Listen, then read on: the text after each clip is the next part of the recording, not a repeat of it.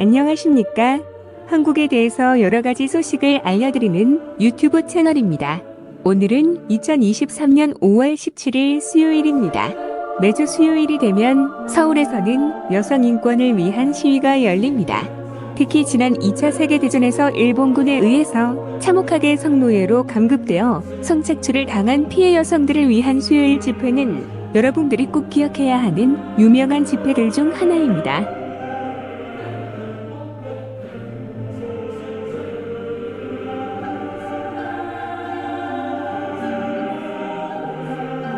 아직도 일본은 그들이 저지른 성범죄에 대해서 사과를 하고 있지 않습니다. 오히려 그들은 황당하게도 그들이 저지른 전쟁 성범죄들을 옹호하고 합리화하고 있으며 일본의 지령을 받은 일부 한국인들은 수요일 집회를 공격하고 있습니다. 심지어는 아이들이 있음에도 불구하고 일본의 하수인들은 아이들을 향해서 쌍욕과 저주, 혐오의 발언을 하고 있습니다.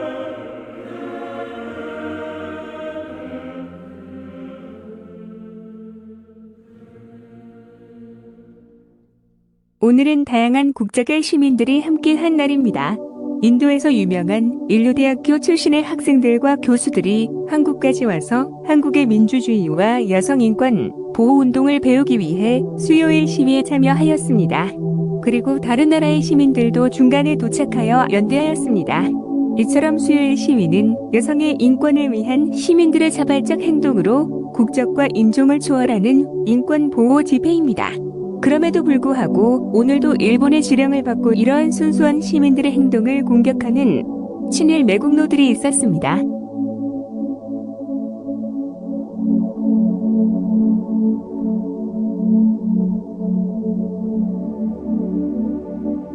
오늘은 수요일 시위가 왜 30년이 넘도록 한국, 서울에서 열리고 있는지에 대해서 여러분에게 일본군 성범죄자의 진술을 토대로 역사적 진실에 대해서 알아보는 시간을 갖도록 하겠습니다.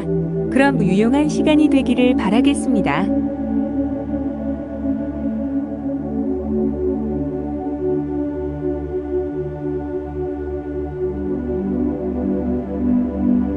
오늘날 일본군 위안부 문제와 역사 인식 문제와 관련하여 자주 언급되는 담화 중 하나가 1993년 8월 4일에 발표된 고노 담화입니다. 한국 역사에서도 다루고 있을 만큼 고노 담화는 중요하지만 고노 담화 또한 하루아침에 만들어진 것이 아니고 앞서 1992년 1월, 7월에 당시 내각 관방장관이었던 가토 고이치가 이번에 걸쳐 발표한 가토 담화가 있었습니다.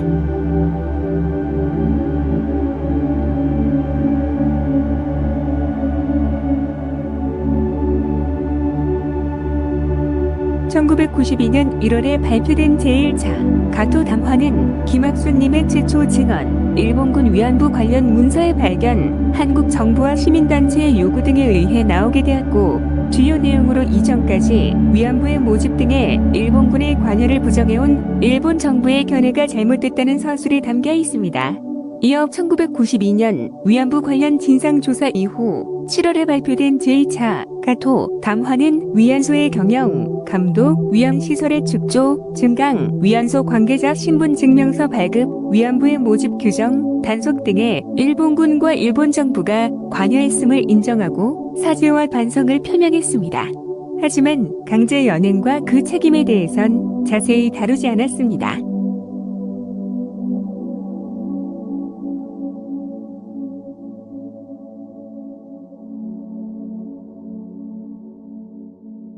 가토 담화 이후 일본 정부는 추가로 피해자 구술 조사를 실시하겠다고 발표하였습니다. 두 차례에 걸친 위안부 관련 진상조사 결과를 당시 내각 관방장관 고노 요헤이가 발표하였습니다. 이것이 오늘날의 고노 담화입니다. 가토 담화와 고노 담화의 가장 큰 차이점은 일본 정부가 일본군 위안부 모집 시 강제 연행에 직접 관여를 인정하고 있는가에 있습니다.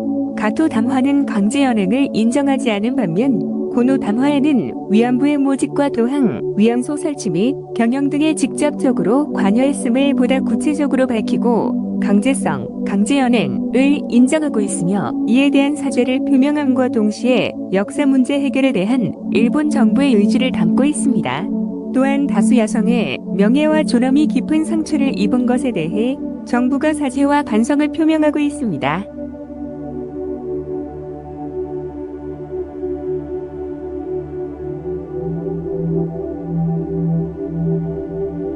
오늘날 일본군 위안부 문제와 관련하여 가토 담화보다 고노 담화가 더 많이 거론되고 있지만 가토 담화는 일본군과 일본 정부가 일본군 위안부 문제에 직접 관여했음을 처음 인정한 담화로서 고노 담화는 더 나아가 강제 연행에 직접 관여를 인정하고 있는 담화로서 의의가 있습니다.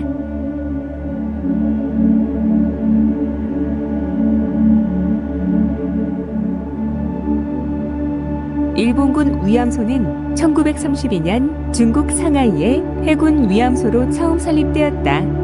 그 후 중국 내 위암소가 조금씩 설립되다가 1937년에 중일전쟁이 시작되자 본격적으로 많은 곳에 위안소가 세워졌다.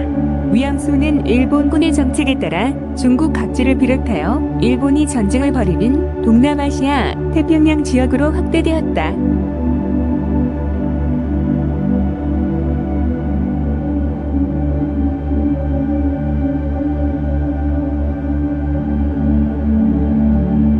위암소의 전체 개수는 공식 통계에 차이가 있어서 확인할 수는 없지만 1930년부터 1945년까지 일본이 점령한 대부분의 지역에 위암소가 있었기 때문에 약 200에서 400개로 추정합니다. 위안소의 형태는 군이 직접 설치한 곳, 군이 설치하고 민간에서 경영하는 곳, 민간이 설치하고 군이 허가, 감독, 관리하는 곳, 전장의 상황에 따라서 임시로 운용되는 곳 등이 있었습니다. 위암소의 명칭은 삐집, WC, 유곽, 퐁퐁하우스 등 다양하게 불리었습니다.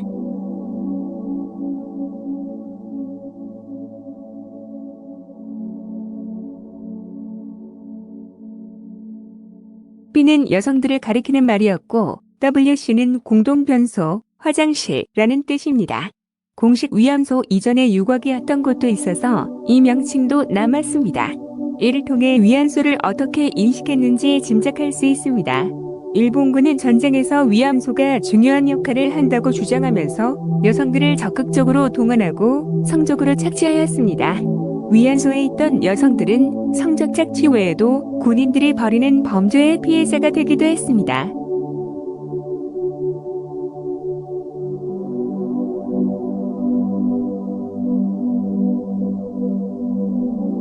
평화에 대한 사람들의 염원은 멈춘 적이 없지만 전쟁을 비롯한 폭력들은 언제나 도처에서 출현합니다. 인류의 역사는 평등을 위해 분투해왔지만 우리는 여전히 차별로부터 자유롭지 못합니다. 폭력은 약자들에게 더 먼저, 더 가혹하게 자행되곤 합니다. 여러 분쟁 지역에서 지금도 발생하고 있는 전쟁 시 성폭력은 약자를 향한 폭력의 구조를 보여줍니다.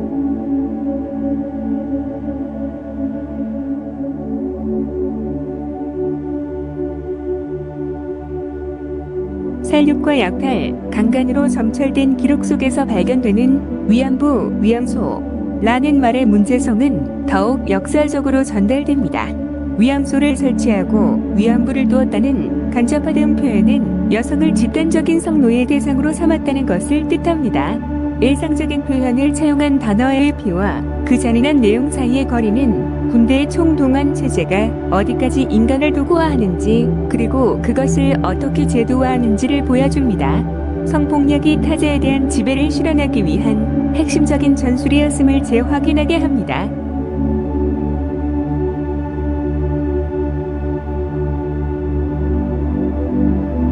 전쟁의 폭력적 시간과 비교적 평화로운 시기는 서로 무관할 수 없습니다. 전쟁에서 극대화되는 폭력은 평화롭게 보이는 일상을 움직이는 구조와 연결되어 있기 때문입니다. 소수자의 권리가 양쪽으로 점점 확대되어 가다가 다수자의 권리를 침해하는 선을 넘을지도 모른다는 공포가 만연합니다. 그러나 우리는 보장되는 권리를 모은 합계에 의해 곧 권력의 위계가 타파되는 것은 아니라는 사실을 이미 알고 있습니다. 저 위계의 구조가 가진 강고함 자체를 의문에 붙이지 않고는 말입니다.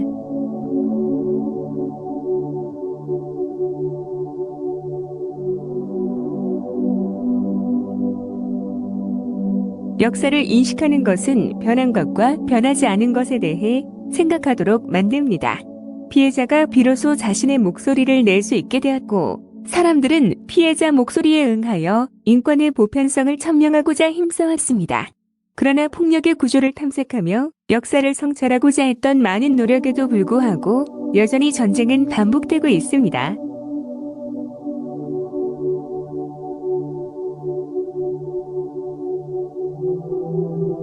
중국의 전범관리소에서는 학습과 인죄탐백, 숨김없이 자신의 죄를 고백하다 운동이 전개되었는데 자료집에 전범자 필진술서는 그 과정에서 작성되었다.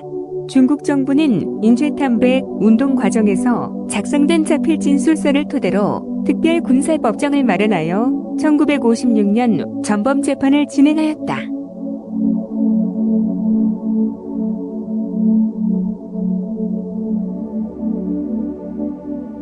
특별군사법정은 라오닝성 성양, 심양, 과타이위안에서 열렸다. 스즈키의 자필진술서는 1954년 7월 15일에 쓰였으며 1954년 8월 8일에 추가 진술이 있었다. 재판이 있었던 1956년 5월 23일과 5월 24일 자료 보충 자료가 추가되었다. 나카이 규제 자필진술서는 1954년 7월 30일에 작성되었으며 같은 해 8월 14일과 8월 28일 보충 진술서가 쓰였다. 나가토미 히로유키는 1954년 11월 22일에 자필 진술서를 작성하였으며 1955년 2월 25일에 첫 자필 진술서의 3분의 2 정도 분량의 보충 진술서를 재차 작성하였다.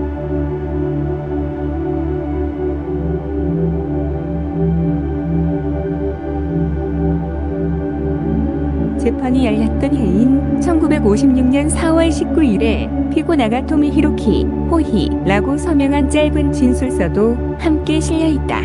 나가토미 히로키는 나가토미 히로유키의 호적상 이름이다. 그리고 1956년 5월 30일 자로 작성된 패전 후 산시성 자유에 대한 내용으로만 기록한 자필 진술서가 게재되어 있다. 아마도 인죄탐백 운동 과정에서 작성한 자필 진술서에 더하여 1956년 전범재판 과정에서 추가적으로 내용을 보충하는 진술서를 썼던 것으로 보인다. 나가토미 히로유키의 자필 진술서는 분량 측면에서 다른 전범들보다 상당히 많을 뿐만이 아니라 전쟁터에서의 잔인한 범죄를 생생하게 진술하고 있다.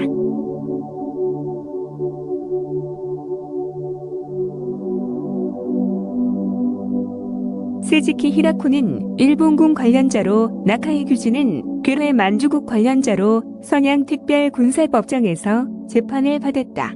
나가토미 히로유키는 산시성, 잔류, 반혁명 관련자로 타이위안 특별군사법정에서 재판을 받았다. 두 곳의 전범을 합하면 1109명이었는데 이 중 45명이 기소되었고 나머지는 전원 불기소 처리되었습니다.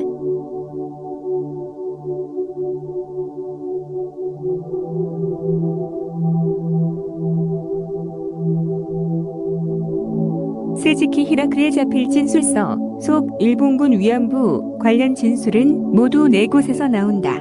첫 번째 진술은 보병 제67연대장으로 난징에 주둔하고 있었을 때의 범죄를 자백하면서 나온다.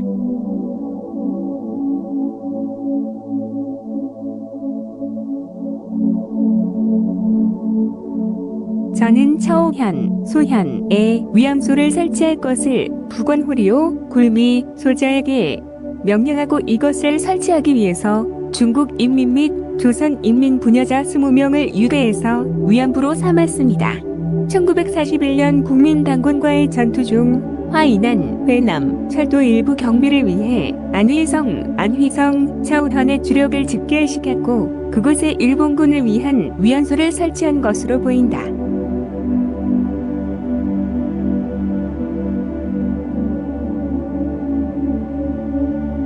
두 번째 진술은 제27 보병단장으로서의 범죄 행위 부분에서 나온다.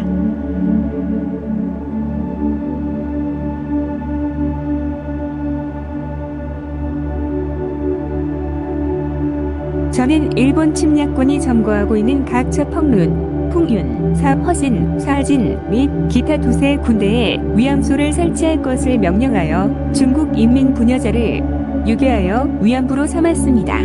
그 부녀자의 수는 약 60명입니다.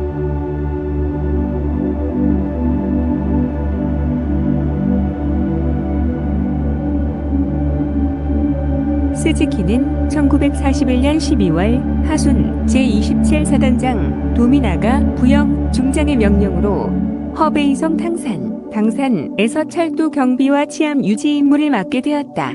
당산은 중국 공산당의 진찰기, 산시, 허베이, 자르, 변구에 속하는 곳으로 항일 근거지로 일본군에 대한 저항이 치열했던 곳이다. 이 지역에서 스즈키는 모두 죽이고 불태우고 약탈한다는 이른바 삼광정책, 즉 팔로군 보위 섬멸 작전을 펼쳤다고 한다. 이때 펑문, 설허진 등의 군대를 주둔시켰는데 이러한 일본군 주둔지에 위안소를 설치했던 것으로 볼 수 있다.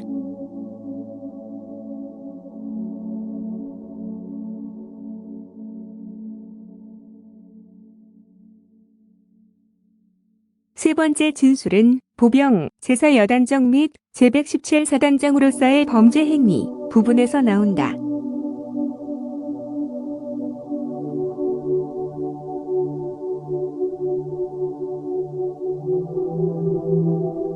저는 일본 침략군의 운거지에는 이른바 위안소 설치를 명령하고 중국과 조선 인민을 유괴하여 이른바 위안부로 삼았는데 이 부녀자의 수는 약 60명이었습니다.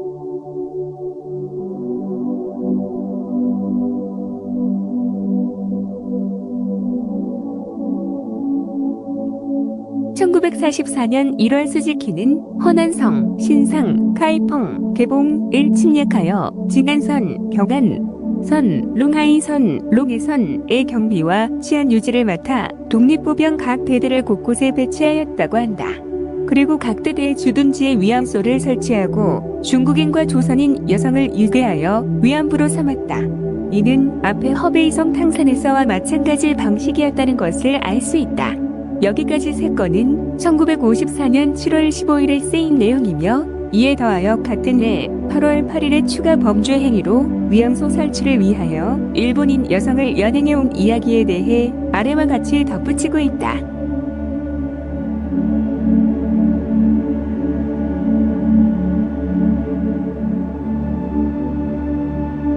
1945년 7월 저는 신상지구에서 둥베이로 이동 명령을 받았을 때 이른바 위안소 설비를 위해 일본인 부녀자 5명을 신상에서 둥베이타운 안 도남으로 연행해왔습니다.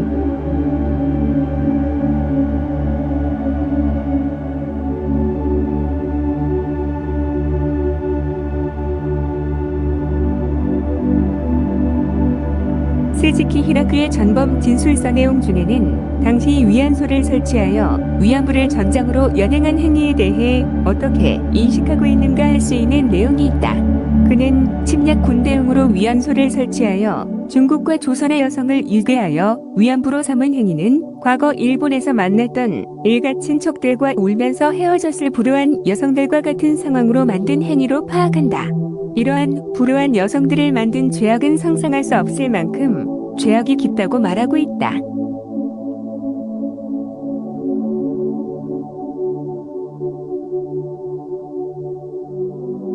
나카이 규지는 1회 위안소에 대한 언급을 하고 있는데 1939년으로 만주국 해일 여성 차장으로 있으면서 성장을 도와 경찰 업무와 행정사무에 대한 지도, 감독 일을 했다고 진술하고 있다.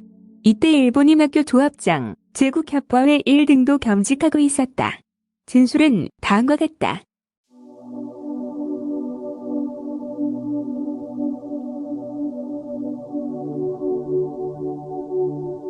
해일 여성 차장으로 재임 중이던 1939년 5월 아이훈연 날 이훈에 주둔하던 일본군 부대의 요구에 따라 병사를 위안하는 기루로 제공하기 위해 3만 위안으로 건물 1동 약 200제곱미터를 세우고 그것을 대여해 일본 제국주의 군대를 원조했습니다.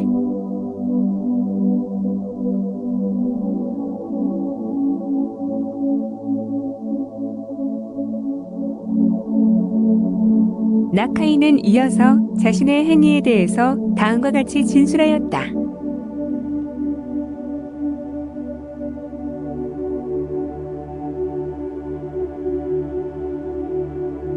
반민주, 반인민족 범죄 행위로 저는 그 책임을 자각하고 죄를 인정하는 바입니다라고 덧붙이고 있다.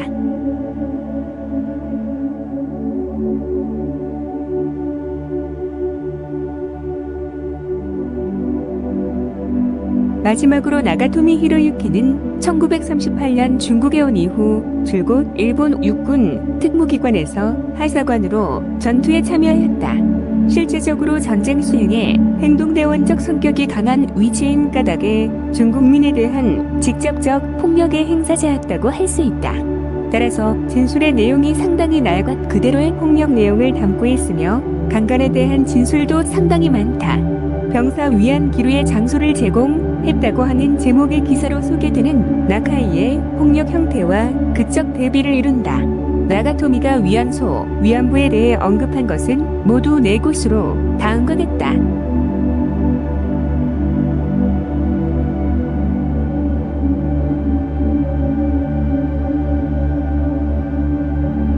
(1938년 4월) 장수성 우장현, 오강현에서 일본 육군 산무반 군속 고용원 교육기 일대 반장 고바야시 세이지 소림청이의 명령에 의해 저는 총무계 주임 호소야 슈이치 세국 승시 및 정보 주임 아베 아부아무게를 수행해 소주에 가서 우장현 시내 일본군을 위해 설치하는 위험소에서 일할 여성을 구했습니다. 그 후 수저우로부터 우장현 위험소에서 일본군을 위해 일할 여성 5명이 왔습니다.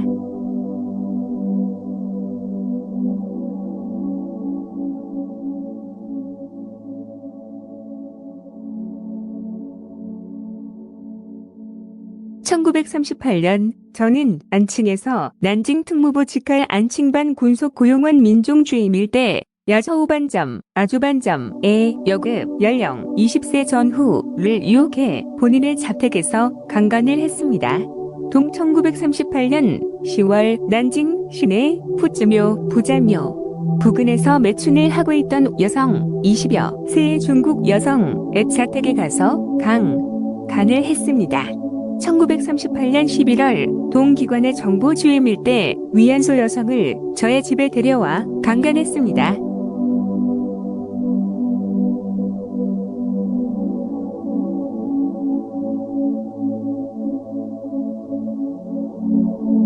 (1942년 1월) 북진압 파견 제37사단 보병 225연대 히로세 대대 제3대대 제3기관 총중대 무리부대로부터 원시현, 허기진, 하저진, 하타대, 번수, 중, 대 한개 분대 중기, 가 배속을 명령받았을 때 저는 허기에서 급상등병 조속합의 이사무 장승아부용 5장 분대장의 명령에 의해 공소의 암흑의 구장에게 일본군을 위해 위안소를 개설하도록 연락을 해 왕촌으로부터 왕이라고 하는 여성 1명, 연령 30여 세 이외 2명, 합계 3명을 일본군을 위해 위안을 시켰습니다.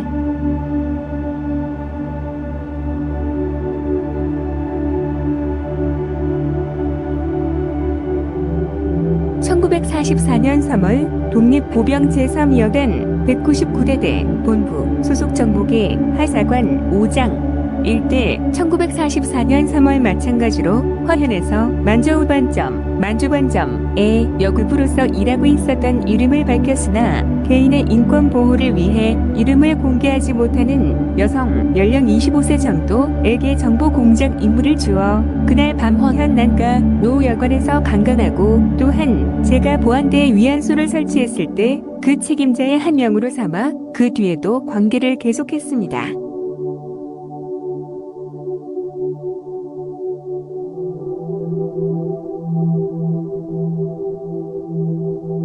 (1944년 7월) 제가 화현 보안대 지도관일 때 저는 화현 현 정부의 입구에 살고 있던 중국인 아무개 양식점 주인 연령 30세 전후 및 난가모 여관 여주인 연령 40여 세를 평야에 보내 보안대원에게 몸을 제공하기 위해 위안소에서 일할 여성 4명을 연행해 오도록 했습니다.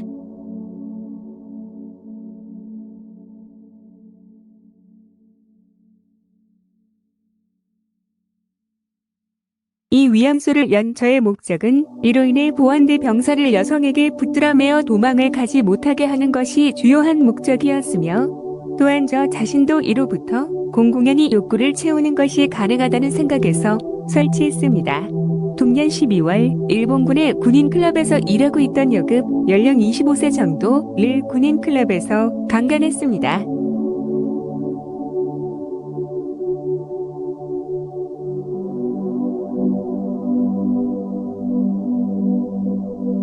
세 사람의 진술에서 몇 가지 지적할 만한 점이 있다. 우선 나가토미 진술에서 눈여겨볼 만한 것은 군인클럽, 반점, 위암소를 구분하여 논하고 있다는 점과 위암소 개설 목적에 대한 언급이다.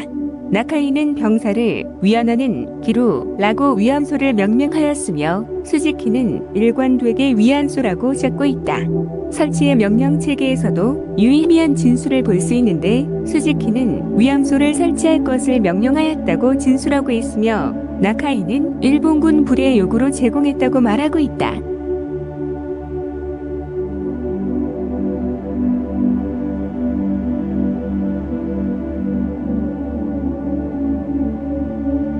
나가토미는 명령에 의해 설치라고 적고 있다. 이들의 진술을 통하여 일본군과 만주국의 관계, 그리고 일본군 내의 계급 관계 속에서 위암소 관련 명령이 어떤 식으로 내려지고 수행, 집행되었는지를 알 수 있다.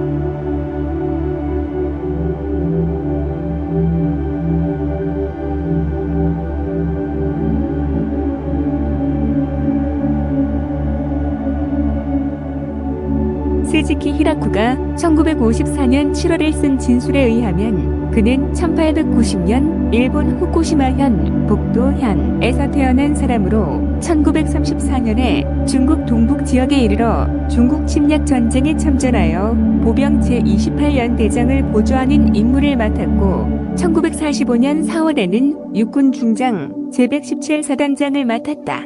같은 해 8월 31일 지린 길림에서 포로로 잡혔습니다.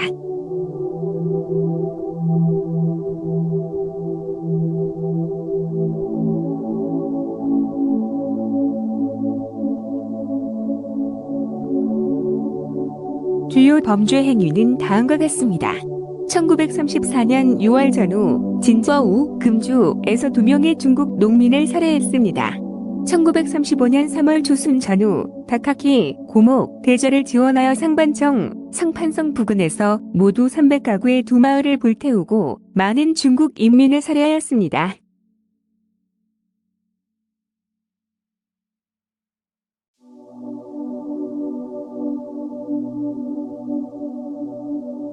(1940년 9월) 안휘, 쉬안청, 선성에서 작전 중 집안에 숨은 약 50명의 항일 군인을 독가스를 사용해 모두를 참혹하게 살해하였습니다.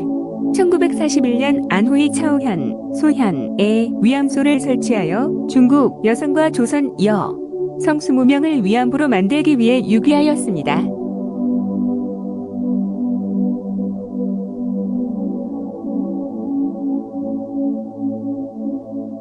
1941년 11월 허베이, 화북자 오창, 조강에서 팔로군을 공격하여 10명을 살해하고 600가구의 2마을을 불태워 없앴으며 동시에 100명의 중국 농민을 대량 학살했습니다.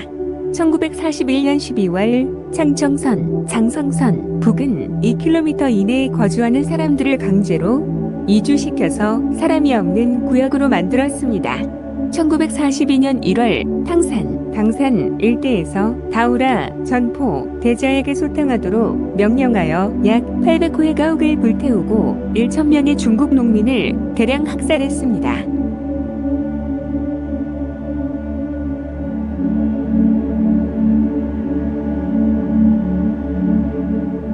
1942년 4월 허베이 펑룬, 풍윤, 정관영에서 팔로군을 대대적으로 살해하였고 루자위, 로가육에서 동구를 공격할 때 독가스를 사용하여 로군 간부 이하 약 100명을 참혹하게 살해하였으며 또한 루자위 북은 마을로 피난한 235명의 중국 농민을 난폭한 방법을 이용하여 참혹하게 살해하였는데 그중 임산부는 배를 갈랐음 약 800가구의 가옥을 불태웠으며 위켄, 옥전, 에포로로 넘겨진 주민 중 5명을 살해하였고 100여 명의 여성을 성폭행하였습니다.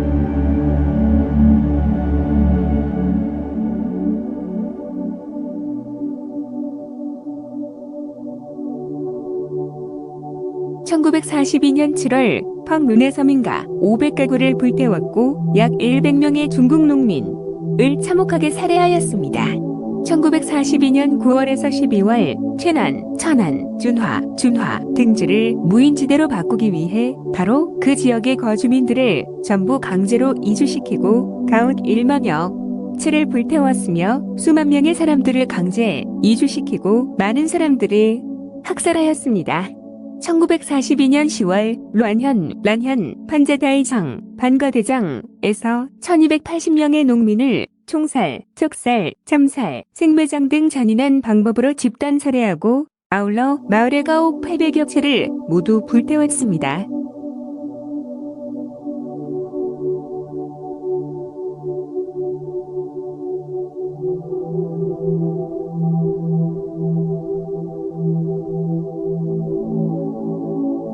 (1942년) 일본군이 불법으로 점거한 지역에 모두 위안소를 설치하고 아울러 약 60명의 중국 여성을 유괴하여 위안부로 만들라고 명령하였습니다. 1944년 5월 허난, 하남, 신상, 신향에서 항일군 유격대를 공격하여 그중 약 10명을 살해하였으며 동시에 전장 인근의 마을 약 300가구를 불태우고 약 100명의 중국 농민을 살해하였습니다. 1944년 7월 허난 펑추, 봉구에서 약 40명의 항일군 유격대를 살해하였고 또한 그 부근에 약 400가구의 마을을 불태웠으며 약 100명의 중국 농민을 살해하였습니다.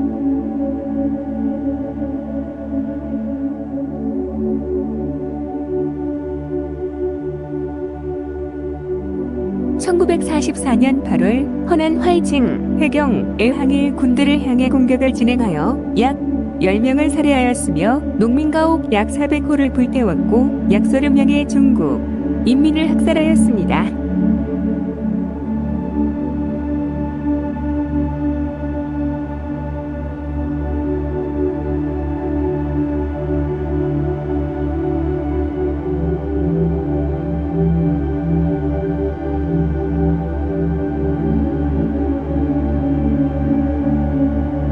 (1944년 11월) 저는 보병 부대에게 림현 남부 지역을 침략하게 했으며 그 지역에서 철수할 때 방역급 수반 이에게 4개의 마을에 콜레라균을 세포하라고 명령하였습니다. 이로 인해 이후 저는 림현 내에서 100명 이상의 중국 인민이 콜레라에 걸렸고 사망자 수도 매우 많다는 보고를 받았습니다.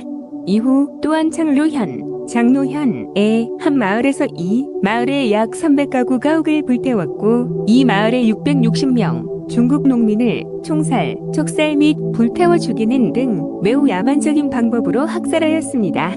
그 밖에도 이 공격 중에 30명의 포로들이 제2하의 병사들에 의해 살해되었습니다.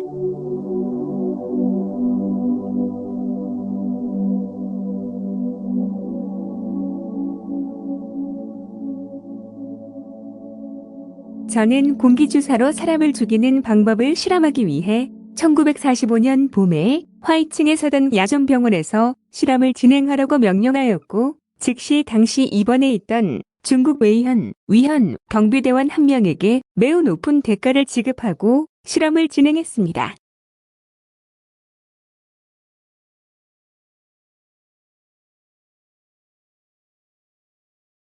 1945년 봄 화이칭의 한 마을에서 이 마을에 약 500명의 농민을 살해하였고 600여 채의 가옥 전부를 불태웠습니다.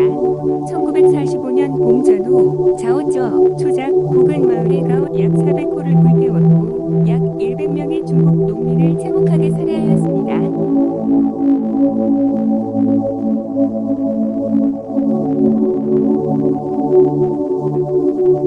1945년 일본 군대 점령 지역에 이른바 위안소를 설립하라고 명령하고 아울러 약 60명의 중국 여성과 조선 여성을 유괴하여 위안부로 삼았습니다.